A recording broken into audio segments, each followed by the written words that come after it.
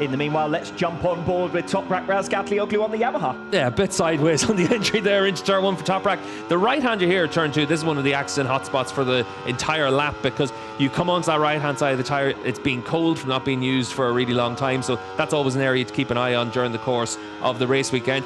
Up towards the top of the hill here, up at turn 5, this is one of the overtaking opportunities. You can slam the bike down the inside during the race conditions, run wide, make it as a bit of a block pass, and then on the run down in towards turn 7, this is where you can try and attack back as well. There's a lot of overtaking opportunities in Aragon because one corner leads into the other for the first half of the lap, and that means that if you're a little bit offline on one, it has a big impact all the way through the rest of the lap.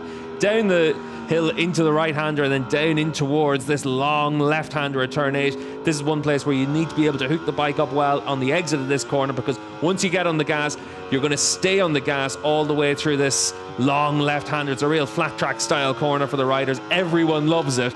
And then it sets up a move down in towards this slow left-hander on the run in towards the wall here in Aragon. This is another key overtaking opportunity on the last lap. It's easy to get sucked in and run in a little bit wide into the first part and then into the second part. This is where you then come down the hill into the next of the chicanes. This is a corner where it's always easy to go in a little bit hot, like what we saw from Toprak there, just because it's downhill entry. Always feel like you can push that little bit harder on your brake point into there. Down the back straight, this is Ducati territory. This is where you're going to see Alvaro Bautista have his advantage on the Ducati.